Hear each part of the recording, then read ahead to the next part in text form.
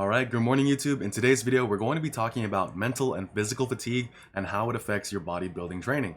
So, if you ever notice that your energy or your mental motivation or even mental clarity just kind of fluctuates during the training session, so with certain exercises, you just have more energy, with other exercises, you just feel a bit more stressed than usual, this video is kind of meant to explain that and how you can modify your training to kind of adjust where your efforts are applied, so that way your energy is a bit more stable.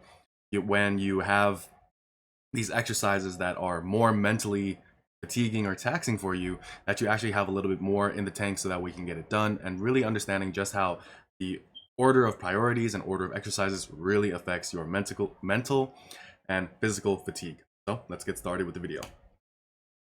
So exercise is physically taxing by default. There's no way around it. Exercise is a physical stress that is being put onto the body, so there's no getting around that.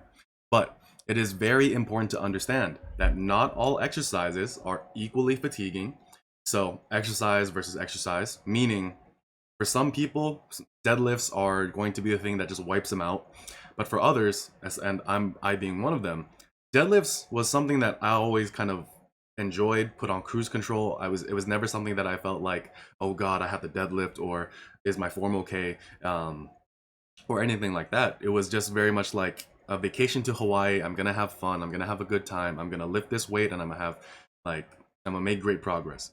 With the squat, however, it was more like, ah, shoot, like my toe is pointing at 1 degree more than it did last week, and that's gonna fuck me up. Or I've been sitting on my ass all day, so my hips feel a little bit tighter than usual. So there's just more mental stress associated with different exercises. Or even if it's something a bit more physical, me personally, I found that doing squats just I felt my back felt more lit up doing squats than I did doing deadlifts.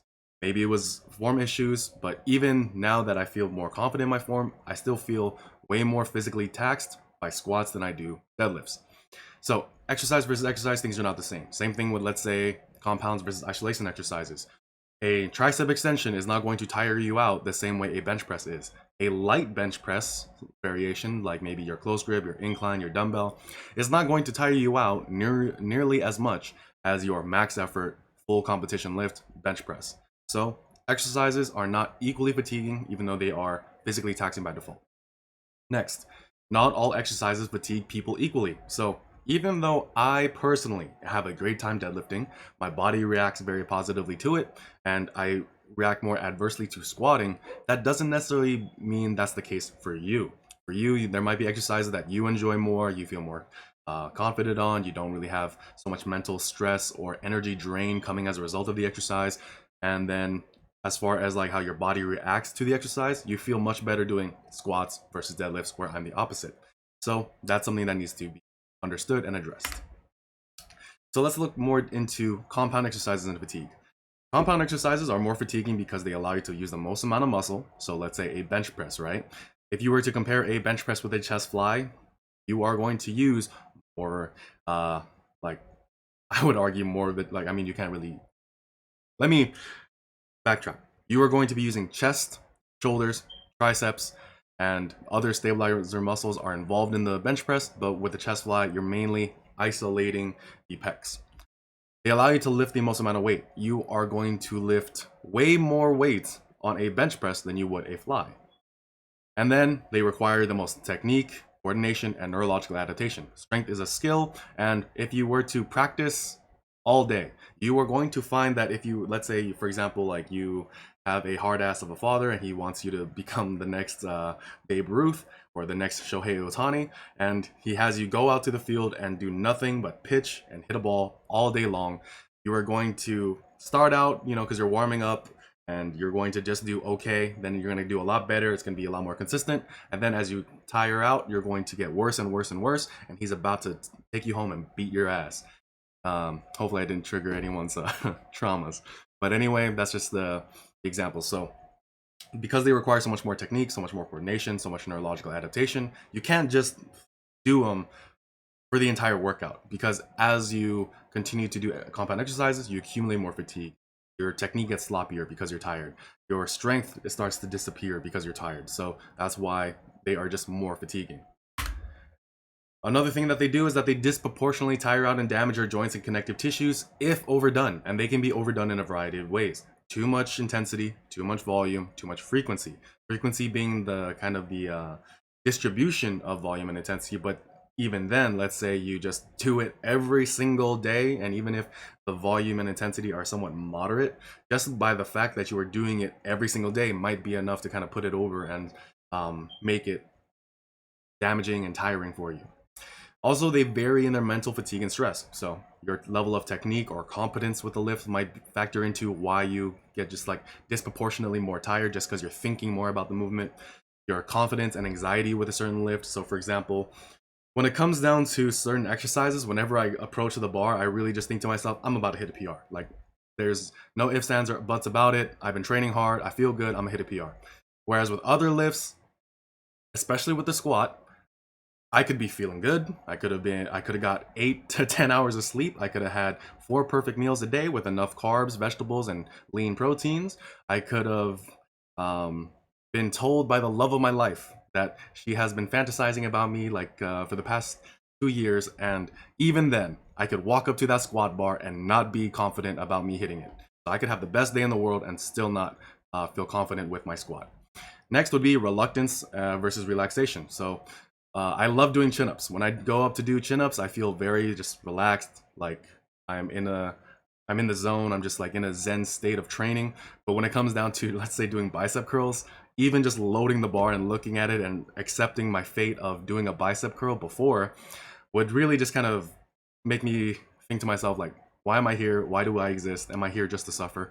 And then as a result, my effort would go down, and the actual benefit I get out of the exercise just diminishes completely.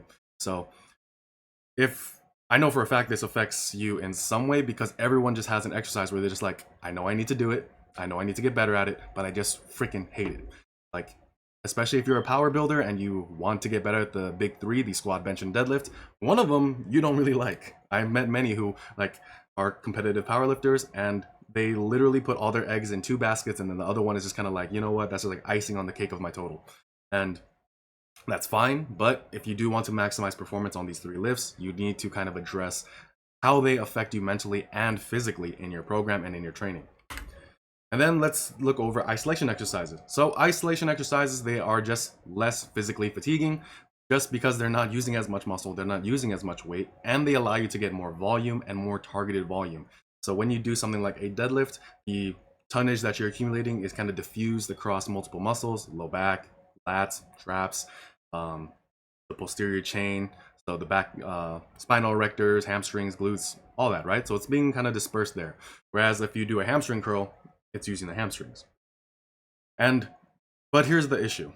They may not be as mentally exciting or motivating, especially if you were the kind of person who really loves the compound lifts. If you have been training like a minimalist for quite a long time, whenever you think to yourself, I have to curl, and why don't I just do weighted chins? Or I have to do tricep extensions, I'll just do more bench.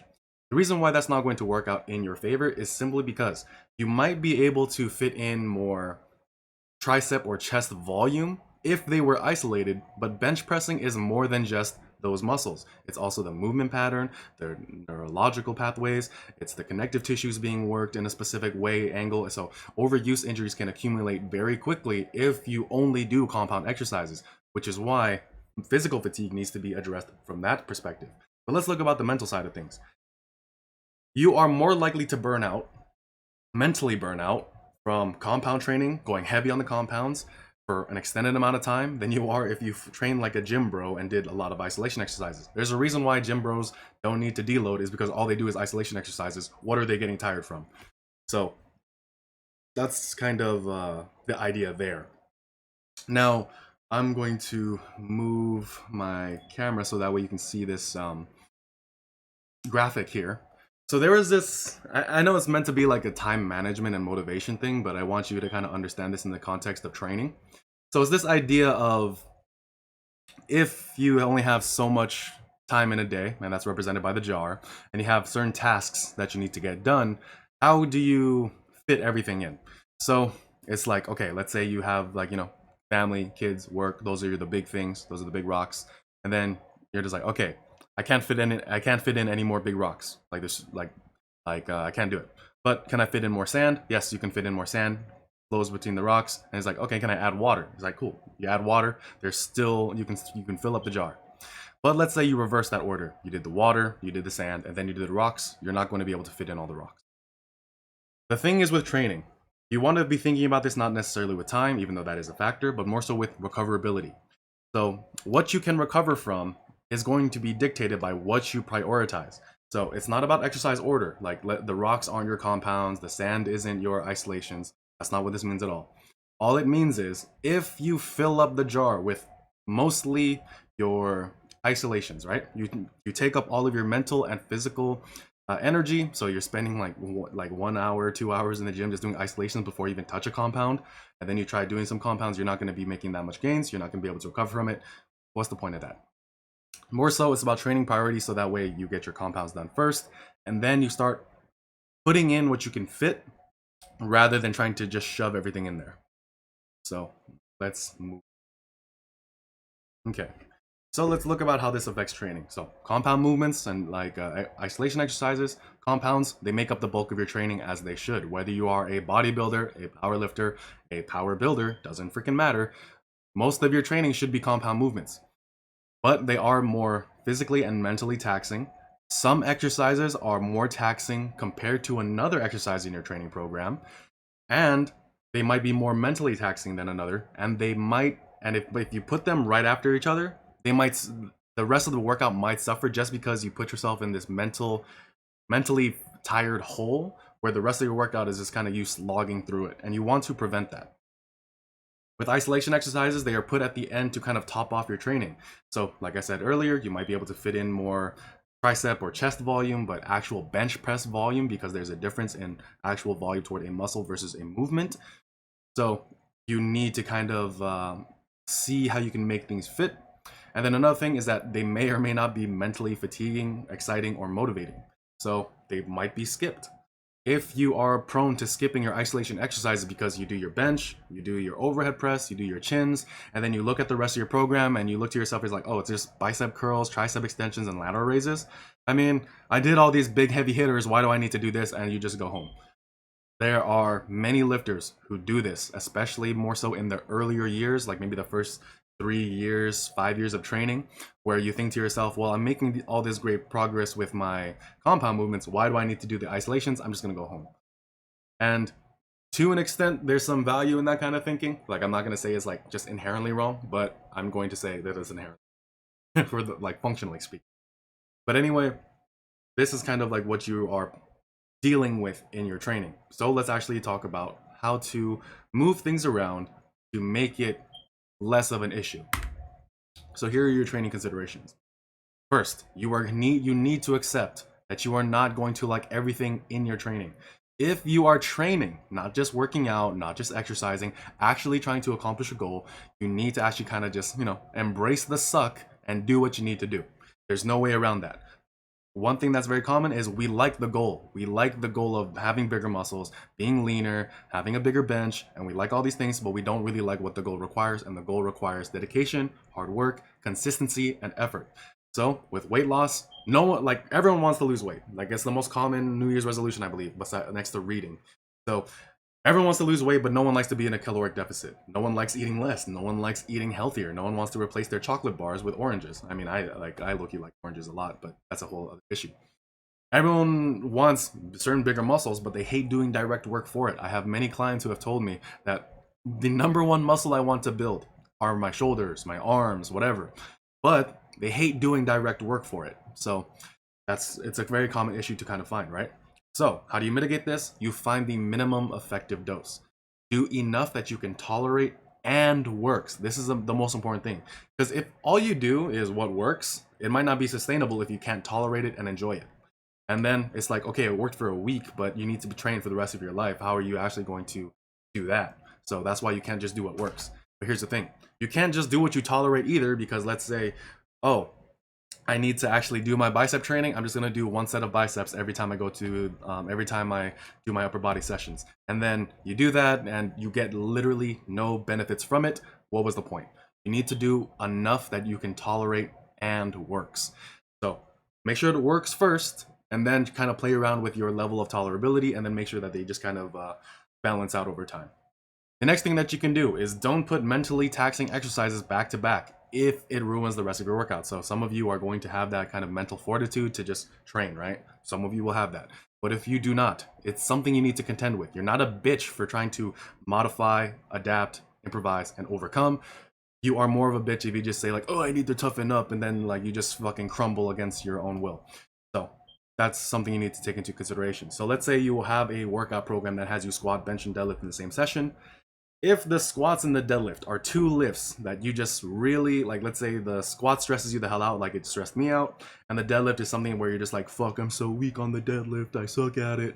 Like if you put them back to back and you're gonna sit in this like mental space for such a long time that you're not really able to mentally bounce back. So when you go to your bench, you're like sad, depressed, defeated, and then what's gonna happen to your bench press workout? It's going to suffer. Don't do that. But here's what you can do. Let's say you start out with the squat. You know it's what you suck at the most, but here's the thing. You tell yourself, okay, I'm starting with the squat because it's what I struggle with, and I have the most amount of energy right now. So you do it. You're like, okay, this is the most perfect conditions for me to squat in, so I really have no excuse. I can't complain. I squat, I get it done, and then I move on to the bench press. The bench press is a movement that I really like. It's a movement that I have a great time with, and then my confidence, my competence slowly starts to climb back up. It's kind of like a meter in a video game. So after you cast a spell, you want your, your magic bar to essentially recharge itself, so that way you can continue like spamming your moves, whatever, right? And then when you go into your deadlift, which is more like the most, not the most, but like let's say it's the one you feel the most comfortable with even. So you built up your confidence, so that way when you go into your deadlift, like you're not as physically taxed, you're not as mentally taxed, you are ready for the deadlift, and you know for a fact, I'm going to dominate this shit. And that is a really good way of ordering your compound exercises. Order them in a way where you have no excuses for the things you suck at, but you are slowly, like you have something kind of in between to kind of recharge and like kind of build yourself back up, and then mentally, and like get your energy back and your vigor back, and then you go into your main thing, your next thing, and then you're golden. That's a good way of like kind of putting these compound movements together, or even compounds and isolations together. The next thing you should do, this is something that I do personally, is put movements you really, really like closer to the end of the workout, and and whatever you prioritize should be sandwiched in between. So in my current training, I have like my power lift work, and then I have like a whole lot of like bodybuilding work that I do after. I like to put the seated cable row at the very end of my session, just because of how it's set up in my gym. I get to see like the cuts and definitions in my shoulders a lot more, just because of how it's set up, and like that just feels good. Like being able to end the session on a high note like lets me be in a much more positive place to end the session in. I'm more motivated to finish the session. I'm more motivated to get the work done that came before it. So usually what comes before it is all my smaller isolation work, like biceps, like delts, like side delts, rear delts, and movements like that.